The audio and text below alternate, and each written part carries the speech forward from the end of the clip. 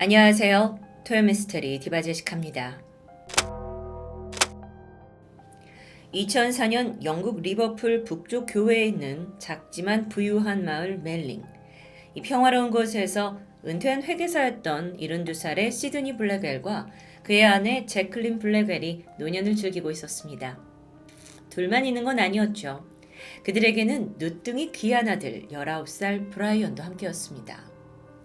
시드니와 제클린, 이 두 사람은 젊은 시절 각각 한 번씩 결혼을 경험했습니다. 이혼을 한 후에 각각 50대, 40대, 중년의 나이에 서로를 만나 재혼하게 된 거죠. 그리고 1986년 둘 사이에 소중한 남자아이가 태어납니다. 늦둥이 아들이었기 때문에 부부는 이 아이에게 정말 줄 수 있는 최대한의 지원과 사랑을 쏟아부었을 텐데요. 덕분에 브라이언은 이 부유한 지역에서도 가장 비싼 사립학교에 다녔습니다. 연간 학비만 1,400만 원에 달했다고 해요. 그 기대에 부응하듯 아이는 정말 손꼽히는 모범생으로 자라나는데요. 특히나 언어와 과학에 특출났고요. 매 학기 장학금을 놓치지 않았죠. 장래 희망은 의사였는데 이것조차 당연해 보였습니다. 친구들 사이에서 그의 별명은 브레인, 그러니까 천재로 불린 거죠. 게다가 브라이언은 운동신경까지 뛰어나서 어릴 적부터 테니스의 소질을 보이더니 급기야 지역 대회에 나가서 우승도 합니다. 아니 공부면 공부, 운동이면 운동, 뭐든지 두각을 보이던 브라이언이었기 때문에 부부는 그런 아들을 진심으로 자랑스러워했죠. 그러던 2004년 9월 5일입니다. 이웃에 살고 있던 주민 피트 씨는 지난 몇 주간 옆집 블랙웰 부부가 보이지 않는다는 걸 깨닫게 돼요. 이 부부가 사실 매년 여름이 되면 스페인으로 휴가를 떠나곤 했죠. 그럴 땐 이웃들이 번갈아 가면서 집 앞에 쌓인 우편물들을 치워줬습니다. 그래서 피트 씨는 이번에도 여행을 갔구나 싶어서 별 생각 없이 그 우편물들을 치워주러 현관 앞에 다가선 순간 문 건너에서 정말 지독한 악취가 새어나왔습니다. 이게 너무 독해서 바로 토가 나올 정도였어요. 이건 분명 뭔가 심상치 않은 일이 있다고 확신했고요. 일단 문이 잠겨 있었기 때문에 피트 씨는 마당을 지나 주방 쪽 창문을 통해 집안을 들여다봅니다. 정확한 형태가 보이진 않았어요. 하지만 뭔가 새까만 게 눈에 띄었죠. 한데 뭉쳐있는 파리떼, 벌레떼 같기도 했습니다. 그리고 그 옆으로 바닥에 깨진 유리 파편들이 널브러져 있었고요. 강도가 들었구나 싶었고 피트 씨는 곧장 경찰에 신고합니다. 20분 후 현장에 도착한 경찰은 문을 부수고 집 안으로 진입합니다. 그리고 거실에서 발견된 건 아주 심하게 부패된 두구의 시신이었죠. 노부부 시드니와 제클린입니다. 집안 곳곳에는 혈흔이 낭자했어요. 이 사체의 상태가 너무나 끔찍했기 때문에 경찰들도 처음엔 총상을 입은 건가 싶었지만 주부검을 해보니까 이 부부의 온몸에 둔기로 폭행당한 흔적이 여실했죠. 게다가요, 사망 추정 시기는 무려 그때로부터 6주 전인 7월로 보였습니다. 그러니까 한참 동안 이렇게 방치된 거죠. 살인사건 이후 화살은 가장 먼저 외아들인 브라이언에게 향했습니다. 그런데 알아보니까 그는 이번 여름 내내 여자친구와 함께 미국을 여행 중이었어요. 시신이 발견되기 불과 며칠 전에서야 영국으로 돌아온 상태였죠. 그러면서 지금까지도 그 근처에 있던 여자친구의 집에 머물고 있었는데요. 경찰이 그를 찾아갑니다. 브라이언은 부모의 부고 소식에 큰 충격을 받은 듯 했죠. 그리고 경찰이 질문했어요. 왜 미국 여행을 끝내고 바로 집으로 돌아오지 않았냐고요. 근데 이때 브라이언이 나는 부모님이 이미 스페인으로 휴가를 떠난 줄 알고 있었고 또 나는 집 열쇠를 가지고 있지 않다라고 대답합니다. 그래서 부모님이 오실 때까지 여자친구 집에서 기다릴 생각이었다는 건데요. 이 설명들은 충분히 설득력이 있었습니다. 그래서 경찰 또한 브라이언을 사건의 참고인 신분으로 소환할 생각이었죠. 그런데 당시 함께 있던 수사관의 예리한 촉이 발동합니다. 이 브라이언과 대화를 하던 중에 뭔가를 좀 숨기는 듯한 느낌이 찝찝하게 남는 것 같았죠. 아니 게다가 이 심각한 분위기 속에서 감옥은 춥나요? 라는 생뚱맞은 질문까지 하는 겁니다. 그래서 이때 수사관이 좀 더 공격적으로 질문을 했죠. 당신의 가방을 좀 볼 수 있을까요? 브라이언이 어디 있더라 하면서 좀 당황하는 듯 하더니 한참을 찾습니다. 수사관이 내내 그와 동행을 했어요. 곧이어 가방이 나옵니다. 자주 쓰는 거기 때문에 멀리 있지도 않아요. 그래서 열어보니까 버젓이 안에는 집 열쇠가 들어있습니다. 뿐만 아니라 피 묻은 망치도 함께 발견이 되었죠. 너무도 뻔한 거짓말 그리고 명백한 증거까지 브라이언은 포기한 듯한 표정을 지어 보입니다. 늦은 나이에 얻은 아들을 애지중지 키운 노부부. 정말 반듯한 모범생으로 자란 아들. 과연 이들 사이에 어떤 일이 있었던 걸까요? 브라이언의 증언은 이랬습니다. 사건 당일 그는 부모님의 집안일을 도와주려고 하고 있었고 거실에서 망치로 못을 받고 있었다고 해요. 근데 갑자기 아버지가 잔소리를 시작합니다. 브라이언은 평소 아버지의 기대에 큰 부담을 느끼고 있던 차인데 그날따라 순간적인 감정 폭발을 이기지 못하고 아버지와 가벼운 몸싸움이 벌어졌습니다. 그러자 소란을 들은 어머니가 주방에서 뛰쳐나오게 되는데 마침 그녀의 손에 칼이 들려 있었어요.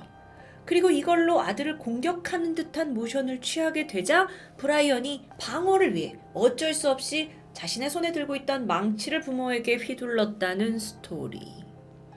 네네. 이런 건 전형적으로 살인을 초반에 인정하는 그 범인들의 특징이죠.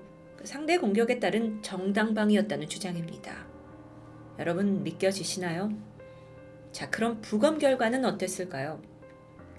아버지는 분명 앉은 자세에서 뒤통수를 가격당한 것으로 분석됩니다. 어라? 근데 아들은 선체로 아버지와 몸싸움을 벌였다고 했었는데 주장과는 아예 상반되죠. 맞지가 않습니다. 하지만 브라이언은 끝까지 거짓말로 일관했어요. 하지만 진실은 금방 밝혀졌죠. 그리고 이 사건에는 사실 아주 신기할 정도로 강력한 트리거가 되었던 새로운 인물도 있습니다. 그녀는 바로 올해 브라이언에게 새로 생긴 여자친구 아말 사바였죠. 아주 부잣집 딸이었다고 해요. 아버지는 성공한 의사에 정말 남부러울 것 없는 유복한 삶을 살고 있었죠. 브라이언이 여자친구의 호감을 사기 위해 무던히 노력했던 것으로 보입니다. 그런데 상대적으로 브라이언은 나이가 많고 또 은퇴를 이미 하신 아버지에다가 골동품상을 했던 좀 초라한 어머니를 가지고 있었다고 생각이 드는 거예요. 그래서 브라이언은 이 아말 여자친구의 환심을 사기 위해서 자신을 과장하기 시작합니다. 그리고 그 거짓말은 점점 한계를 모르고 불어났죠. 브라이언이 나는 나이키에서 후원을 받고 있는 프로 테니스 선수라고 소개했습니다.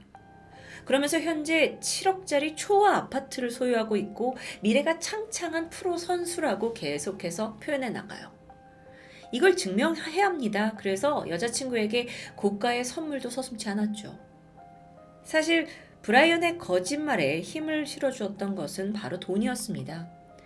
그는 아무렇지 않게 거금을 막 척척 사용했어요. 그렇다 보니까 여자친구도 정말 돈 많은 프로 선수인가 보다라는 걸 의심하지 않았던 거고요. 그럼 그 돈은 어디서 난 거냐? 알고 보니까 브라이언이 당당히 은행에 혼자 가서 내가 이번 여름에 프랑스 오픈 테니스 대회에 출전하는 선수다 라고 거짓말을 치면서 이 대회에 참석하기 위해 어떤 거액의 대출을 받아냈던 겁니다. 이것도 대단하죠. 대단한 사기꾼이에요. 이후에 브라이언은요, 여자친구 아마를 자신의 매니저로 고용하기까지 해요. 자, 이게 일을 시켜먹겠다라는 의도가 아니라 그녀 앞으로 약 39,000파운드, 그러니까 6천만 원 정도 되는 수표를 발행해 주는 거죠. 그러니까 합법적인 방법으로 돈을 주는 겁니다.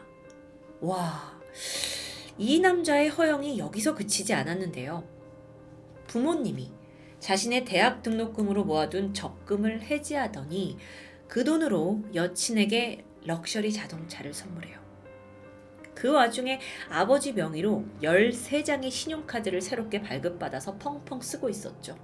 미치고 팔짝 뜁니다. 아니, 영국의 어떤 은행 시스템이 이렇게 허술한 건지 아니면 브라이언의 화술이 뛰어난 건지 어쨌든 매번 은행과 부모를 속이면서 거액의 현금을 얻어내고 있었던 겁니다. 그러던 2004년 6월 엄마 제클린이 이상함을 감지했어요. 그리고 마침내 아들의 이 비정상적인 소비 행태를 알아채고는 곧장 남편에게 이걸 알리게 되죠. 부부는 크게 분노했고 아들을 심하게 꾸짖었습니다. 당장 은행에 연락해서 아들이 발급받은 그 신용카드, 대출 다 정지시켜버리죠. 자, 그럼 이제 브라이언 입장에서는 돈을 한 푼도 쓸 수 없게 되었고요. 자신이 허영으로 쌓아온 이미지를 전혀 실현시킬 수 없는 절망적인 상황이 된 거겠죠. 이러면 사랑하는 여자친구를 잃을 수도 있을 텐데요. 어쩌면 이때부터였을 겁니다. 부모를 향한 분노가 끓어오르기 시작한 거죠. 한 달 후인 7월 25일, 브라이언은 몰래 또다시 아버지의 신용카드를 이용해 뉴욕행 비즈니스 비행기 티켓 2장을 삽니다. 여친과 여름 휴가를 보내기 위해서였어요. 그런데 마침 그날 저녁에 아버지가 이 사실을 알아차리게 되죠. 그러면서 크게 또 꾸짖습니다. 아들아, 정신 좀 차리라고. 이게 뭐 하는 짓이냐고. 그런데 이때 브라이언은 묵묵히 아버지의 말을 듣고 있었습니다. 그리고 잠시 후 조용히 일어나더니 천륜을 범해버렸죠.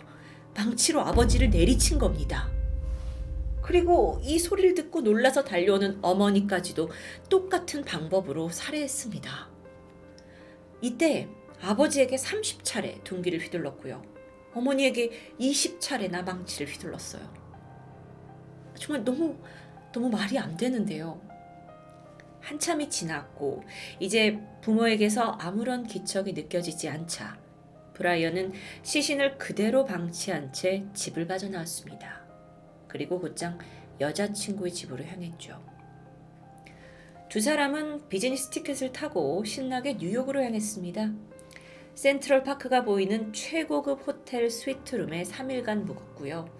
이후에 플로리다, 바베도이스 지역까지 옮겨 다니면서 호화 여행을 지속했죠. 그렇게 무려 17일간 여행을 하면서 그가 쓴 돈은 3만 파운드, 약 6천만 원 정도입니다. 물론 이 돈 모두 자신이 살해한 아버지 카드로 결제되었고요. 8월 12일, 그 긴 여행을 마치고 돌아온 브라이언은 열쇠가 없다면서 여자친구 집에서 함께 지냅니다. 자, 그럼 그 긴 시간 동안 여자친구 아말은 아무것도 눈치채지 못했을까요? 네, 그도 그럴 게 여행 기간 내내 브라이언이 주기적으로 통화를 합니다. 부모님과요. 다정하게 저희는 지금 잘 지내고 있어요. 괜찮으시죠? 하면서 다정한 통화 연기를 계속 보여줬기 때문이에요. 너무도 소름 돋죠. 정말 브라이언은 부모를 살해하고도 전혀 양심의 가책 없이 6주라는 시간을 보냈습니다. 심지어 그 사이에 성적표를 받기 위해서 학교에 들르기도 했고요. 올 A 점수를 받아들고는 아주 기뻐했죠. 가을에 의과대학에 진학할 예정이라고 자랑하기도 했습니다. 이 심리는 도대체 뭘까요? 이렇게 사건의 진실이 모두 밝혀진 후에 도저히 쉽게 이해가 안 되는 이 브라이언의 행동을 연구하던 리버풀 경찰은 결국 그가 나르시스틱 인격장애를 앓고 있다고 발표합니다. 나르시스틱 인격장애, 이건 성공과 권력 그리고 인기에 대한 어떤 큰 욕망을 가진 사람이 거짓으로 환상 속에 자기만의 인생을 살아가려고 하는 그런 인격장애입니다. 그래서 이걸 앓고 있는 사람은 내가 만들어 놓은 그 완벽한 환상이 무너질 때 엄청난 분노를 쏟아내게 되죠. 그러니까 브라이언 또한 그동안 자신이 쌓아놓은 어떤 환상이 부모님 때문에 무너졌을 때 우리 같은 일반인들은 쉽게 못 느끼는 어떤 자신도 통제하지 못하는 분노가 막 퍼붓는 겁니다. 그런데 여기서 짚고 넘어가야 할 게 있죠. 브라이언은 여자친구 아마를 만나기 전에는 이런 인격장애의 기미를 보이지 않았다고 해요. 그래서 언제부터 그의 정신이 무너지기 시작했는지, 그 트리거가 진정 뭐였는지는 제대로 밝혀질 수 없었죠.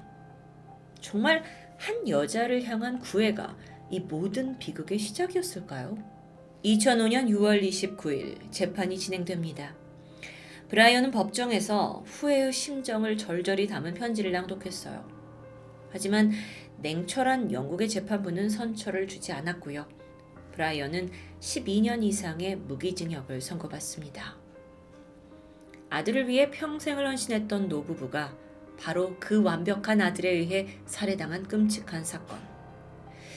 이게 이제 리버풀 전역을 정말 충격에 휩싸이게 했는데, 사건이 더 마음 아팠던 부분은 아들의 일탈에도 불구하고 부모는 끝까지 이걸 수습하고 또 고쳐보려고 노력했다는 점이었겠죠. 시간이 지나서요. 몇 년 전인 지난 2016년에 브라이언은 복역을 거의 끝내고 심신미약을 이유로 가석방되었다는 뉴스가 전해졌습니다. 이후에 그의 근황은 알려지지 않고 있고요. 극단적인 나르시즘으로 부모를 죽인 이 남자는 지금 어디서 어떻게 살고 있을까요?